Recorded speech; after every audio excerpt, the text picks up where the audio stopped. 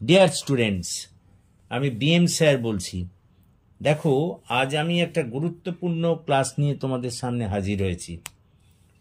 English অনার্সের second সেমিস্টারের কলকাতা বিশ্ববিদ্যালয়ের সিলেবাস নিয়ে তোমাদের সামনে আমি হাজির হয়েছি।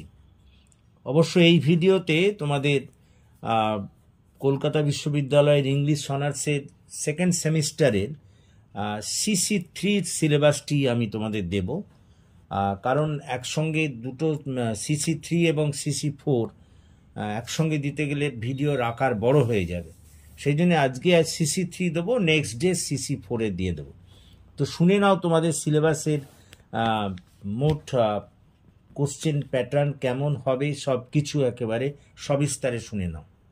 দেখো, ইংলিশ অনার্সে তোমাদের এখানেও ওই ফার্স্ট সেমের মতোই টোটাল 400 নম্বরের পরীক্ষা দিতে হবে।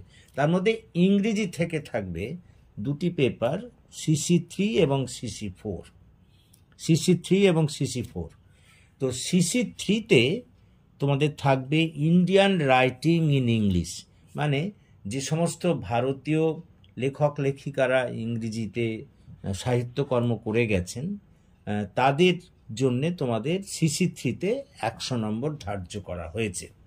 অর্থাৎ বলতে পারো ইন্ডিয়ান লিটারেচার ইন ইংলিশ, এটাকে বলতে পারো। CC3-তে থাকবে ভারতীয় লেখক লেখিকারা যেসব ইংলিশ বা ইংরেজি রচনা করে গিয়েছেন তার উপর থেকে 100 নম্বর তোমাদের ধার্য করা হয়েছে। আর CC4-এ থাকবে ব্রিটিশ পোয়েট্রি অ্যান্ড ড্রামা, 14 থেকে সপ্তদশ শতকের লেখা। অর্থাৎ 14 থেকে সপ্তদশ শতক পর্যন্ত যে ব্রিটিশ পোয়েট্রি এবং ড্রামা লেখা হয়েছিল তার উপর ভিত্তি করে তোমাদের CC4-এর সিলেবাস গঠিত হয়েছে, তার জন্যও 100 নম্বর। এই ভিডিওতে আমি তোমাদের CC3-র সিলেবাসটিকে একদম টোটালি দেব। দেখো, CC3-র জন্য তোমাদের 100 নম্বর ধার্য করা হয়েছে। CC3-র জন্য তোমাদের 100 নম্বর ধার্য করা হয়েছে, যার মধ্যে থিওরিতে থাকবে 65 নম্বর, 65। টিউটোরিয়ালের জন্য 15 নম্বর, এই টিউটোরিয়াল 15-এর মধ্যে প্রজেক্ট এবং ভাইভা থাকবে। ইন্টারনাল থাকবে 10 নম্বর এবং অ্যাটেন্ডেন্সের জন্য 10 নম্বর। এবং এর জন্যে তোমাদের মোট ধার্য করা হয়েছে 100 নম্বর CC3-তে। তো এবার এসো প্রথমে এই পোয়েমের কথা বলি। এখানে মূলত তোমাদের থিওরির মধ্যে থাকবে পোয়েম, নোভেল এবং ড্রামা। তো পোয়েমের কথা বলতে গিয়ে বলি, পোয়েম পড়তে হবে 6টি, মানে তোমাদের 6টি কবিতা পড়তে হবে। ইন্ডিয়ান কবিদের লেখা 6টি ইংরেজি কবিতা তোমাদের পড়তে হবে। নোভেলের কথা বলি, একটা নোভেল বা একটা উপন্যাস তোমাদের পড়তে হবে। একইভাবে ড্রামাও পড়তে হবে একটি। তাহলে কি বললাম, CC3-তে তোমাদের 6টি কবিতা পড়তে হবে, একটা নোভেল পড়তে হবে এবং একটা ড্রামা পড়তে হবে।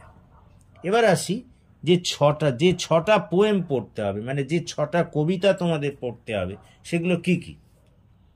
1 নম্বর হলো ডিরোজিও রচিত to India my native land.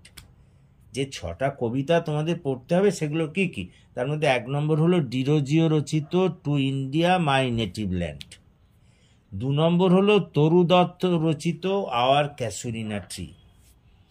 3 নম্বর হলো কমলা দাস রচিত অ্যান ইন্ট্রোডাকশন। 4 নম্বর হলো AK রামানুজম রচিত রিভার। 5 নম্বর হলো নিসিম এজেকিয়েল রচিত এন্টারপ্রাইজ। আর 6 নম্বর হলো জয়ন্ত মহাপাত্র রচিত ডান অ্যাট পুরী। এই 6টা কবিতা তোমাদের CC3 সিলেবাসে দেওয়া হয়েছে। এবার আসি নোভেলের কথা। যে একটা নোভেল পড়তে হবে, মানে উপন্যাস পড়তে হবে, সেটি হলো বঙ্কিমচন্দ্র চট্টোপাধ্যায় রচিত রাজমোহনস ওয়াইফ। এবার আসি নাটকের কথা। যে একটি নাটক পড়তে হবে সেটি হলো মহেশ দত্তানি রচিত ব্রেভলি ফর দ্য কুইন। এই তো গেল। তাহলে তোমাদের CC3 সিলেবাসের মধ্যে দেখছো 6টা কবিতা পড়তে হবে, একটা নোভেল পড়তে হবে, একটা নাটক পড়তে হবে। এবার আসি মার্কস ডিস্ট্রিবিউশনের কথা। মার্কস ডিস্ট্রিবিউশনের কথা বলি, প্রথমে বলি পোয়েমের বা কবিতার কথা। 6টি কবিতার মধ্যে থেকে 4টি প্রশ্ন দেওয়া হবে। 6টি কবিতার মধ্যে থেকে 4টি প্রশ্ন দেওয়া হবে, তার মধ্যে থেকে তোমাদের 2টি প্রশ্ন উত্তর করতে হবে। বোঝো, 6টি কবিতার মধ্যে থেকে 4টে প্রশ্ন দেওয়া হবে, তার মধ্যে থেকে তোমাদের 2টো প্রশ্ন উত্তর করতে হবে। প্রশ্ন দুটি অবশ্যই বড় প্রশ্ন। এই 2টি প্রশ্নের প্রত্যেকটির মান হবে 15 নম্বর। তাহলে অর্থাৎ কবিতা 2টো প্রশ্ন লিখতে হবে, সেই জন্য তোমাদের কবিতা থেকে মোট নম্বর ধার্য হলো 2 × 15 মানে 30 নম্বর। 2টো বড় প্রশ্ন কবিতা থেকে তোমাকে লিখতে হচ্ছে, 4টে প্রশ্ন দেবে, তার মধ্যে তোমাকে 2টো লিখতে হবে, 15 নম্বর করে এক একটা, তাহলে 15 দুগুণে 30। এবার নোভেলের কথা বলি, নোভেলের মার্কস ডিস্ট্রিবিউশনের কথা বলি। তোমাদের একটাই মাত্র নোভেল পড়তে হবে, এবং সেটি হলো রাজমোহন সোয়াইপ, বঙ্কিমচন্দ্র চট্টোপাধ্যায়ের লেখা রাজমোহন সোয়াইপ। এই নোভেল থেকে তোমাদের 2টো প্রশ্ন দেওয়া হবে। এই নোভেল থেকে মানে রাজমোহন সোয়াইপ থেকে তোমাদের 2টো প্রশ্ন দেওয়া হবে। এর মধ্যে থেকে তোমাদের একটা প্রশ্নের উত্তর করতে হবে, এবং প্রশ্নটি অবশ্যই বড় প্রশ্ন, এবং এর জন্য নম্বর ধার্য করা হয়েছে 15 নম্বর। অর্থাৎ কবিতা থেকে যেমন 2টোর জন্য ধার্য করা হয়েছিল 15 দুগুণে 30, এখানে তেমনি একটা নোভেল থেকে একটাই প্রশ্ন লিখতে হবে, এবং তার জন্য ধার্য করা হলো 15। এরপরে নাটকের মার্কস ডিস্ট্রিবিউশনের কথা বলি।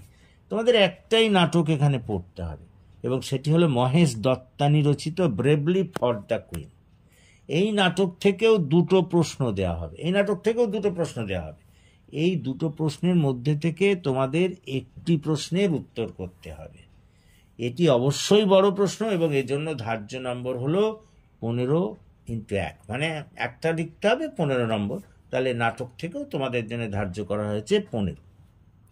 এবার আসি, তাছাড়া কবিতা ও নাটক থেকে 5টি 1 নম্বর বিশিষ্ট সংক্ষিপ্ত উত্তর ভিত্তিক প্রশ্ন থাকবে। 1 নম্বরই কোশ্চেন 5টা থাকবে কবিতা আর নাটক থেকে, এবং তার জন্য ধার্য করা হয়েছে 5 × 1 মানে 5। তাহলে মোট ডিস্ট্রিবিউশন, তাহলে এটা বুঝে নাও লাস্টেরটা, যে কবিতা থেকে তুমি 2টো প্রশ্নের উত্তর দিচ্ছ, তার জন্য 30 নম্বর। নোভেল থেকে একটা প্রশ্নের উত্তর দিচ্ছ, তার জন্য 15 নম্বর। নাটক থেকে একটা প্রশ্নের উত্তর দিচ্ছ, তার জন্য 15 নম্বর। এছাড়াও 5টা শর্ট প্রশ্ন থাকবে এসএকিউ ওই কবিতা আর নাটক থেকে, প্রত্যেকটার মান হবে 1। তাহলে 5 × 1 = 5। তাহলে তোমাদের কবিতার উপর ধার্য করা হলো 30 নম্বর, নোবেলের জন্য ধার্য নম্বর হলো 15, নাটক থেকে ধার্য নম্বর হলো 15, এবং কবিতা ও নাটক থেকে এসএকিউ 5 নম্বর। তাহলে মোট তোমাদের 65 নম্বরের রিটেন পরীক্ষা দিতে হবে CC3 থেকে। আজ এই পর্যন্ত CC3 সিলেবাস আমরা আজকে দিলাম। সামনের দিন CC4 দেব, কারণ একসঙ্গে দিতে গেলে খুব বড় হয়ে যাবে, এবং সেই কারণে আজ আর CC4 দিলাম না। নেক্সট ভিডিওতেই CC4 সিলেবাস থাকবে। তো আশা করি তোমরা বুঝতে পেরেছো, এবং যদি বুঝতে পারো তাহলে প্লিজ এই ক্লাসের কথা তোমাদের বন্ধুবান্ধবদের মধ্যে শেয়ার করো, এবং তোমরা যারা এখনও আমার এই চ্যানেলটিকে সাবস্ক্রাইব করোনি, প্লিজ সাবস্ক্রাইব মাই চ্যানেল, এবং আমাকে এগিয়ে আসতে সাহায্য করো, যাতে আমি তোমাদের আরও বেশি করে কাজে লাগতে পারি। So that's all for this day. Thank you for watching and listening.